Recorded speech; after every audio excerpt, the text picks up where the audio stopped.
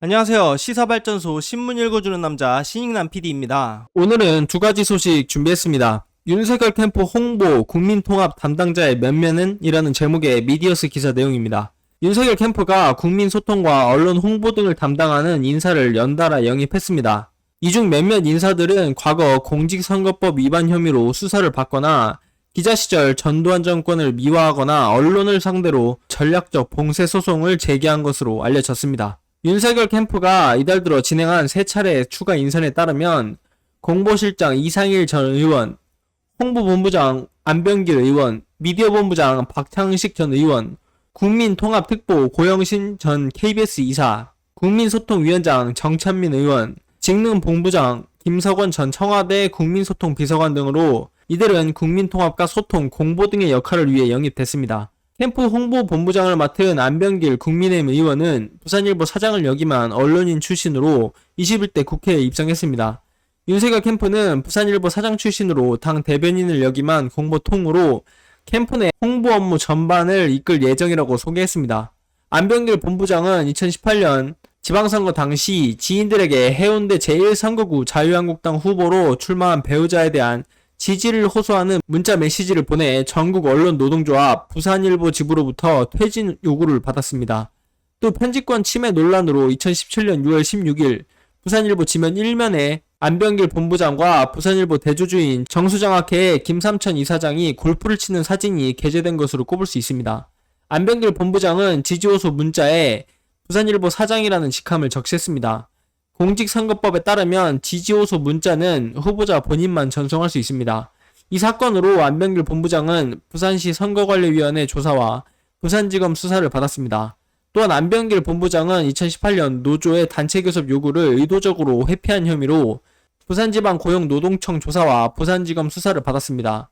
다만 정수장학회가 안병길 본부장의 사장직 사퇴를 담보하고 이에 따라 노조가 고소고발을 취하해 검찰에서 기소유예 결정이 났습니다. 이후 안병길 본부장은 부산일보 사장직에서 물러났습니다. 지난해 총선에 출마한 안병길 본부장은 부산 MBC에서 열린 후보자 토론회에서 부산일보에서 불명예 퇴직하고 국회의원을 하겠다는 건가라는 상대 후보 지적에 난 잘못한 게 없다고 답했습니다. 안병길 본부장은 회사 전체의 평가가 아니라 노조 평가라며 퇴진운동은 좌파 노조가 와서 한 것이다. 이 정권 들어와서 적폐 노름을 얼마나 했나 좌파 노조들이 공격해댔다고 주장했습니다. 해당 발언을 접한 부산일보 지부와 언론 공공성 지키기 부산연대는 안병길 본부장을 허위사실 공표와 명예훼손 등의 혐의로 고소고발했습니다. 검찰은 안병길 본부장 발언이 개인의 의견이라는 이유로 불기소 처분했습니다. 국민통합특보인 고영신 전 KBS 이사에 대해 캠프는 국민통합특보는 중도 탈진보를 아우르는 인사들을 적극 영입해 더 큰 국민의힘을 만들기 위한 역할을 담당한다고 설명했습니다. 하지만 고영신 특보는 경향신문 논설고문을 역임한 언론인 출신으로 기자 시절 전두환 정권을 미화하고 5.18 광주 민주화운동 진상규명을 폄훼하는 글을 썼다는 이력이 있습니다. 민주언론 시민연합에 따르면 고영신 특보는 1981년 11월 30일 경향신문 기사 뿌리내린 의식혁명 사회정화운동 1년 그 방향과 과제에서 삼천교육대를 미화했습니다. 고영신 특보는 정직 질서 창조의 기치 아래 사회정화운동을 전개한 지 만 1년이 지났다며 짧은 기간 동안 사회정화운동은 우리 사회 구석구석에 잔존하나 뿌리 깊은 부조리와 묵은때를 씻어내고 국민 속에 새 시대의 개혁의지를 정착시키는데 괄목할 만한 성과를 거둔 것으로 평가되고 있다고 했습니다.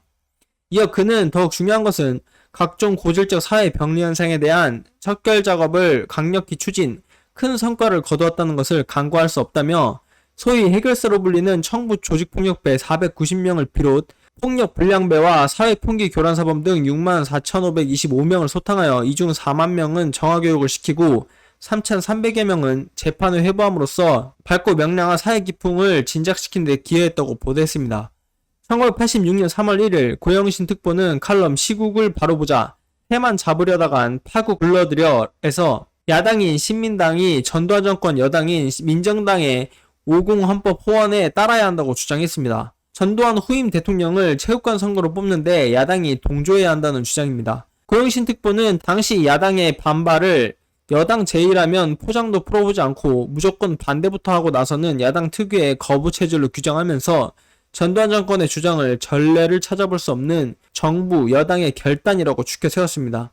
이어 고영신 특보는 많은 국민들도 올해 들어 국정연설에서 제시된 큰정치와 청와대 회동으로 일기 시작한 대화합의 조짐에 기대를 가졌던 게 사실이라면서, 그런데도 야당 일각에서 일구의 가치도 없다고 한마디로 일축하고 나서는 등 큰 것과 작은 것을 구별 못하는 소화병적인 행태를 보이자 국민들은 실망감을 갖추지 못하고 있다고 썼습니다.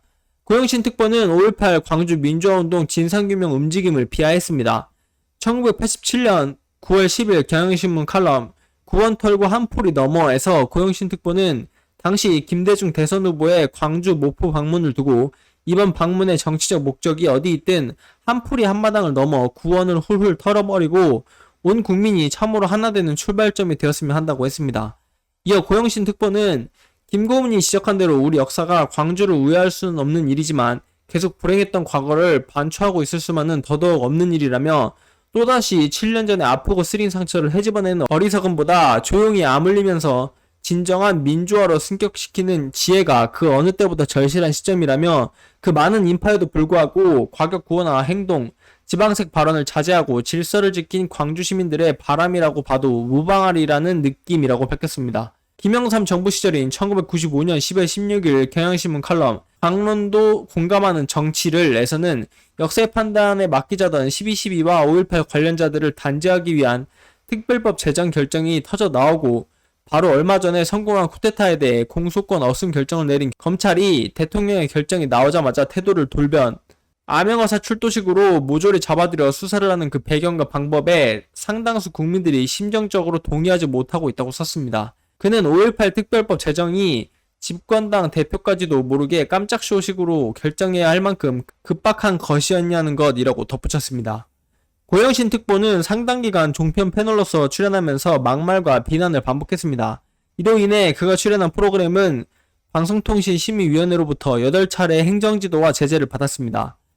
캠프 국민소통위원장으로 영입된 정찬민 국민의힘 의원은 중앙일보 기자 출신으로 지난해 국회에서 중대재해기업 처벌법 제정을 촉구하는 정의당과 산업재해 유가족들을 때밀이들이라고 발언한 사실이 언론을 통해 알려져 망언 논란을 빚었습니다. 정찬민 위원장은 해당 발언을 보도한 언론사를 상대로 언론중재위원회에 기사 삭제와 손해배상을 청구한 바 있습니다. 지난 5월 법률닷컴 보도에 따르면 정찬민 의원은 언론중재위 조정 불성립 이후 반론보도를 청구하는 소송을 제기했습니다.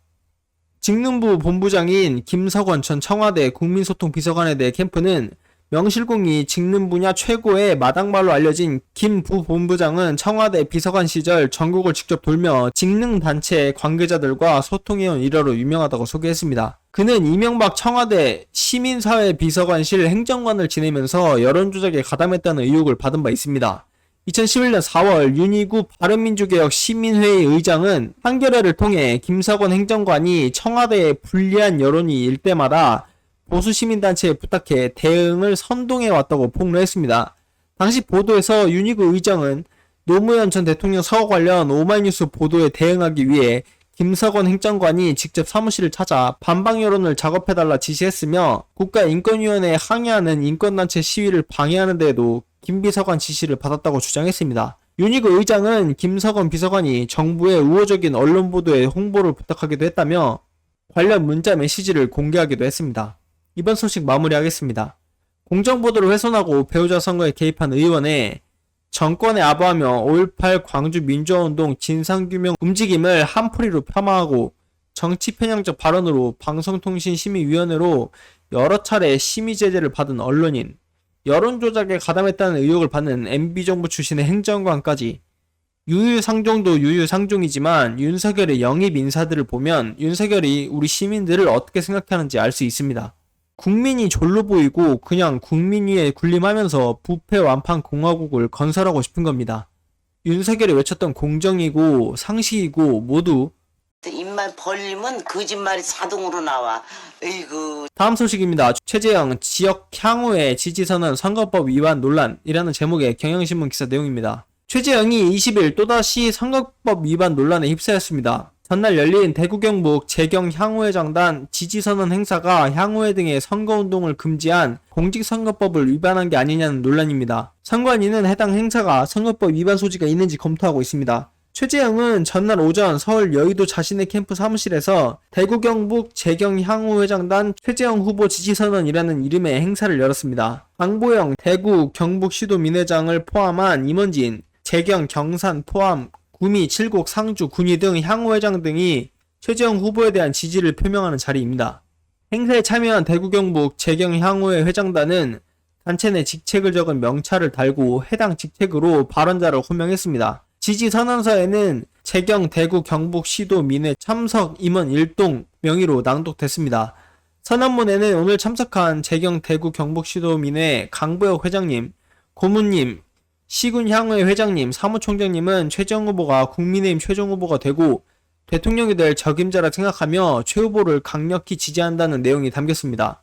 선관위는 이날 최재형 캠프에서 열린 지지선언 행사가 공직선거법 87조 1항을 위반했는지에 대해 내부 검토에 들어갔습니다. 87조 1항은 선거운동을 할 수 없는 기관 단체를 정하고 있습니다. 향후회, 종친회, 동창회, 산악회 등 동호인회, 개모임 등 개인 간의 사적 모임도 선거운동을 할 수 없는 단체에 포함됩니다. 해당 기관이나 단체의 명의 또 그 대표의 명의로 하는 선거운동도 금지 대상입니다. 단체 대표들이라고 해도 개인 자격의 지지 표명은 가능합니다. 이 때문에 선거법 위반 여부를 가리려면 해당 지지선언서가 작성되고 행사가 열린 구체적인 진행 과정을 들여봐야 합니다. 단체가 선거법을 위반한 것으로 나타날 경우에는 최재형 후보에게도 불똥이 튈 가능성이 있습니다. 캠프에서 해당 행사를 열고 최재형이 직접 참여해 발언하게 된 구체적인 과정에 따라 역시 선거법 위반 여부가 갈립니다. 최재형은 전날 행사에서 지지선언을 이끌어주신 강보영 회장님 등의 깊은 감사를 드린다고 말했습니다. 행사를 마친 뒤 최재형 캠프는 지지선언 관련 자료를 배포하면서 지지선언에 참여한 재경 대구 경북시도민회 회장단 29명의 이름을 직책과 함께 밝혔습니다. 최재형 캠프 관계자는 지지선언에 참여한 분들이 개인 자격으로 왔고 행사 전 선관위에도 검토를 받은 것으로 안다고 말했습니다. 최재형은 앞서 한 차례 선거법 위반으로 서면 경고를 받았습니다. 지난 6일 대구 서문시장을 방문한 자리에서 마이크로 지지호소 연설을 해 선거법 59조 4호와 91조를 위반했다고 대구시 선관위는 판단했습니다. 최재형은 지난 2012년부터 2년간 대전 선관위원장을 맡았습니다. 이번 소식도 마무리하겠습니다. 도대체 그동안 어떻게 판사를 하고 대전 선관위원장을 하고 감사원장을 했다는 겁니까? 그 자리에서 그동안 놀고 먹었다는 건지 아니면 본인만은 법 위에 있다고 생각하는 건지 애국가 4절 말고는 진짜로 아는 게 있는 겁니까? 오늘은 여기까지 하겠습니다. 구독과 좋아요, 알림 설정 꼭 부탁드리겠습니다. 고맙습니다.